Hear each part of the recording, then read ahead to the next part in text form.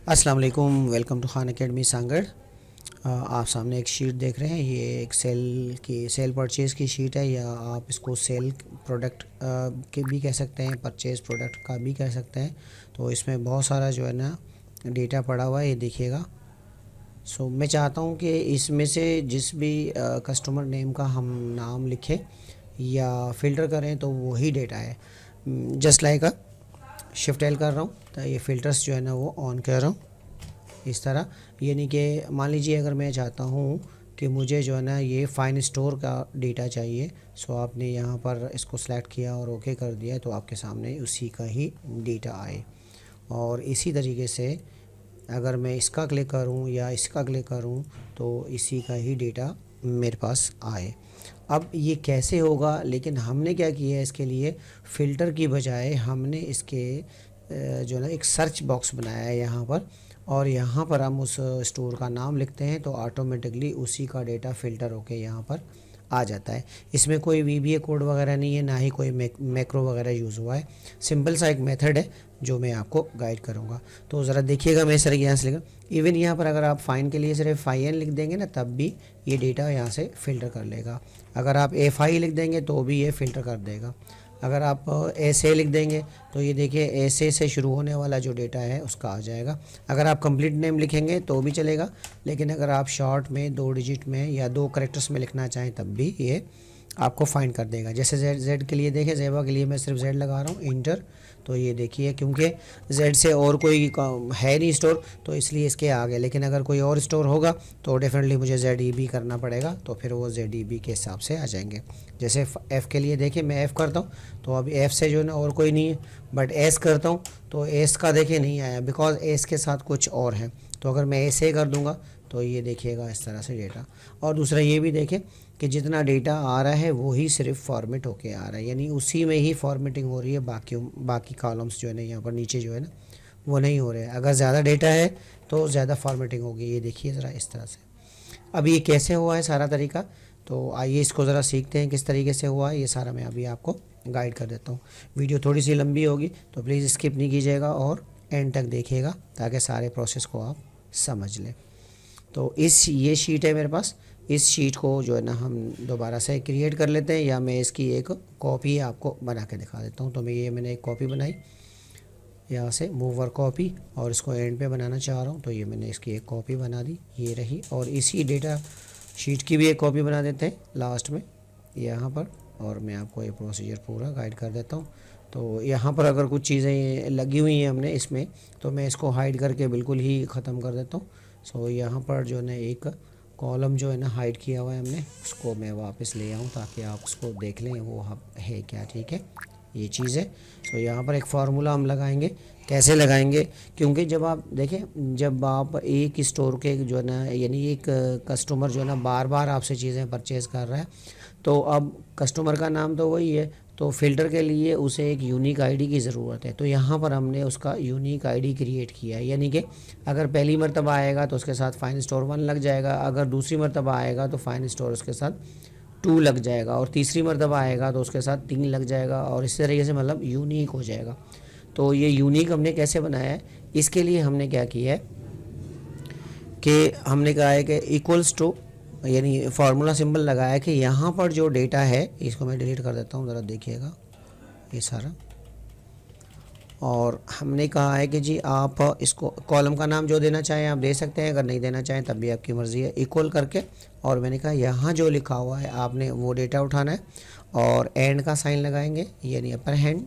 तो यहाँ से इसका ये जो है ना असल में कॉन्केट कैटिनेट के लिए डेटा जो है ना यूज़ होता है। मिसाल के तौर पर आप एक डेटा और उसके साथ एक और कोई ज्वाइन करना चाहते हैं तो आप एंड लगा सकते हैं।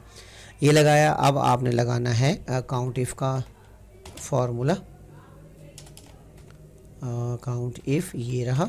और इसमें रेंज पूछ रहा है, तो रेंज हमारी जो होगी वो यही होगी, ये जो है हमारी रेंज, ये वाली। आपने क्या करना है, इस रेंज को इस वाली साइड को आपने कर देना है फिक्स, फुली फिक्स कर देंगे। तो फुली फ्रीज़ करने के लिए आपने करना है F4, ये फ्रीज़ हो जाएगा। अब उसकी रेंज आगे भी हमें चाहिए, यानी आगे तक भी चाहिए हमें, तो इसको डबल डॉट आप लगा लें इस तरह से, लाइक यूँ। और इसको दोबारा जो है ना हमने B3 ही देना है, दोबारा B3, ठीक है। इसको फिक्स नहीं करेंगे। कॉमा हमारा क्राइटेरिया क्या होगा, क्राइटेरिया भी हमारा B3 ही होगा, ये आप लिख के, और जैसे ही आपने कर दिया इंटर तो आप देखिएगा फाइन स्टोर 1 हो गया। और इधर मैं अगर नीचे ड्रैग करता हूँ उसको तो यहाँ पर देखिएगा दूसरी मरतबा फाइन स्टोर आया, तो देखें इसको 2 दे दिया। तो इस तरह से आप इसको ड्रैग करेंगे एंड तक, या डबल क्लिक कर भी सकते हैं। ये देखिए सबको इसने एक यूनिक आईडी जो है ना क्रिएट कर दी। अगर आप अभी फ़िल्टर यूज़ करें, तो अगर मैं फ़िल्टर यूज़ कर देता हूँ मिसाल के तौर पर, और मैं कहता हूँ कि जी फाइन स्टोर वाले सारा डेटा मुझे दिखाएं, तो अब आप देखें ये 1 2 3 4 5, ये देखें इस तरीके से डेटा को उसने नंबरिंग दे दी है, यानी यूनिक आईडी हो गया है इसका। ये देखिए ज़रा, तो यहाँ तक के लिए तो इतना ही। अब आगे सर्च बॉक्स में हमने यहाँ क्या करना है, ठीक है। तो ये मैं हटा देता हूँ, कुछ फार्मूले यहाँ पर लगे हुए हैं और कुछ यहाँ लगे हुए हैं, और एक जो है ना यहाँ पर है, तो एक कंडीशनल रूल भी लगा हुआ है, उस रूल को भी मैं क्लियर कर देता हूँ। जो ना ये मैं इसी तरीके से कर देता हूँ, यहाँ से क्लियर, और ये सिलेक्टेड हो गया, यहाँ से क्लियर हो गया अभी, ठीक है जी। तो इधर भी जो है ना एक कॉलम यहाँ पर भी एक हाइड किया हुआ है, तो वो भी मैं आपको शो करा देता हूँ। यहाँ पर वो किसका कॉलम है, एक्चुअली बुक्स में कुछ भी नहीं है, सिंपल 1 2 3 नंबर लगे हुए हैं। यानी जो आप नंबर शो कराना चाहते हैं वो जितने भी आपका डेटा है वो कितने रो का हो सकता है, आप एक्सपेक्टेड जो है ना तकरीबन अप्रॉक्सीमेटली जो है ना रोज़ क्रिएट कर ले। तो मैंने यहाँ देखे 44 तक क्रिएट किया हुआ है। अब यहाँ पर जो आपने फार्मूला फिक्स करना है, यानी कस्टमर नेम में कस्टमर नेम कहाँ से आपके पास आएगा, तो आप कोई भी एक कस्टमर नेम यहाँ पर लिख दें।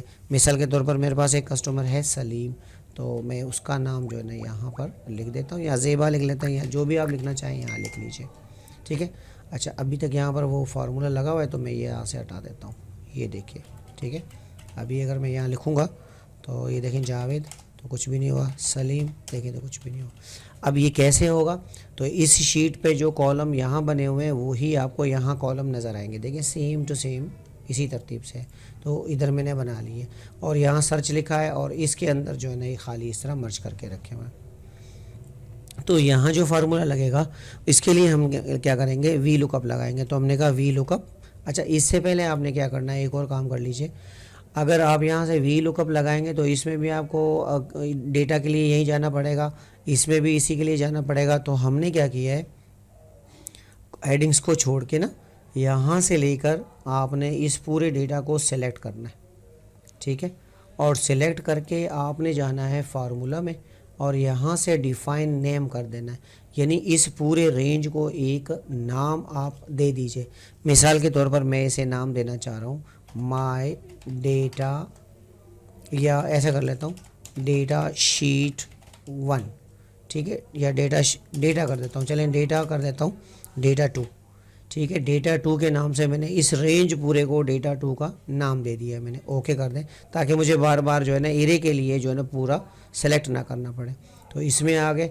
अब हमने कहा कि जी वी लुकअप लगाना चाह रहे हैं, ओके। कहता है लुकअप वैल्यू कौन सी है आपकी, तो मेरी लुकअप वैल्यू जो है ना वो ये होगी, क्योंकि यहाँ जो नेम होगा उसी को ही हमने यहाँ सर्च करना है। तो इसको क्लिक कर लिया, तो ये वाला कॉलम क्योंकि हमारा फिक्स होगा यही रहेगा, तो मैं इसको फ्रीज़ कर दूंगा या फुली फ्रीज़ कर दूंगा F4 से, ओके। इसके साथ अब हमने और क्या करना है, और ये करना है कि आपने एंड का साइन लगाना है।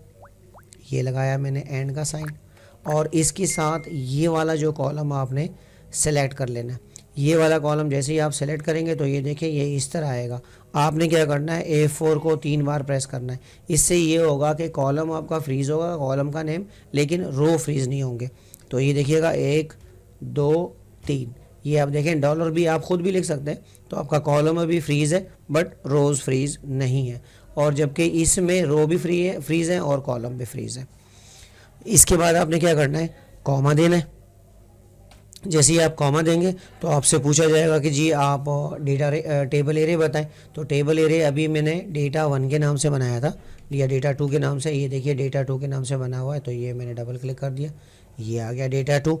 अब किस कॉलम के साथ इस डेटा को मैच करना चाह रहे हैं, तो ये देखिए हमारा कस्टमर नेम है, और कस्टमर नेम हमारा कॉलम नंबर 2 है। डेटा शीट में हमारे पास कॉलम नंबर 2 है, ये देखें तो कॉलम नंबर 2 है, तो यहाँ पर हमने क्या लिखना है, कॉलम नंबर 2 लिखना है। ये 2 लिख लिया और मैच के लिए हम 0 लगाएंगे ताकि बिल्कुल ही मैच हो जाए।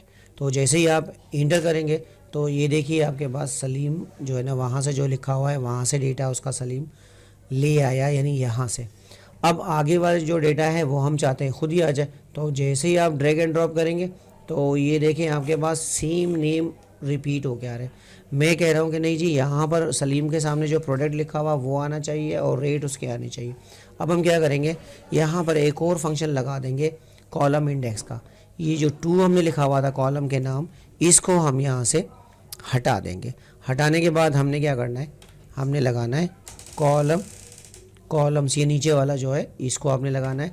और इसके बाद जो है ना, हमने क्या करना है, आपने पिक करना है इस वाले को, इस नंबर को जो है ना आपने यहाँ से, सॉरी इस वाले को आपने यहाँ से पिक कर लेना है, यहाँ पर क्लिक कर देना है। इस वाले खाली हेडिंग के ऊपर जो खाली कॉलम है इसको आपने पिक कर लेना है। और इसके बाद हम क्या करेंगे, अब इसको भी हमने क्या करना है, फ्रीज, यानी ये वही रहेगा, ठीक है जी।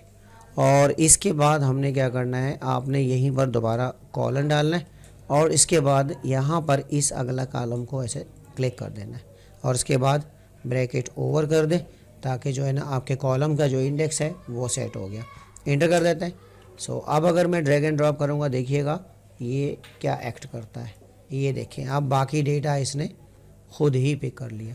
बस अब नीचे की तरफ ड्रैग करेंगे इसको, यूँ, ये देखिए मेरे पास क्योंकि 44 तक मैं लेकर आया हूँ। तो अब देखिए NA, इसका मतलब है क्योंकि डेटा इस वाले फ्रीज़ में थोड़ा सा ही है, बाकी नहीं है, तो हम चाहते हैं ये भी ना आए। तो आप क्या करेंगे, एक और यहाँ पर फंक्शन में लगा रहा हूँ इफ़ एरर का, ताकि ये NA वाला ऑप्शन ना आए। तो मैंने कहा इफ़ एरर, अच्छा अब यहाँ पर आपने आना है कॉमा डाल के और कहना है कि अगर डेटा ना हो तो आपने ये 2 कोटेशन लगा, डबल कोटेशन लगा के और ब्रैकेट ओवर कर देना है, ठीक है जी। अब इसको मैं दोबारा से ड्रैग कर देता हूँ और नीचे भी ड्रैग कर देता हूँ। तो आप देखिएगा जहाँ तक डेटा होगा, डेटा प्रिंट होगा, और नहीं होगा तो वहाँ पर ये ब्लैंक हो जाएगा, एरर नहीं आएगा आपके पास। तो अब तकरीबन सारा काम हो गया है, लेकिन अब यहाँ लिखेंगे तो आ जाएगा। मिसाल के तौर पर फ़ाइन यहाँ लिख रहा हूँ, ये देखिए, अब ये देखिए नहीं आया, शॉर्ट में लिखा है मैंने। अब इसका मतलब है कंप्लीट नेम लिखना पड़ेगा, बट मैं चाहता हूँ कि मैं जस्ट फ़ाइन लिखूँ, इसके स्टार्टिंग करेक्टर्स 1-2 लिख लूँ तो ये मेरा काम हो जाए। तो अब हम क्या करेंगे, यहाँ पर जो है ना एक जो है ना वी लुकअप का एक और फार्मूला लगाएंगे। कैसे लगाएंगे, हमने कहा यहाँ पर बोलेंगे इसको इक्वल्स, और सबसे पहले हमने क्या करना है, वी लुकअप,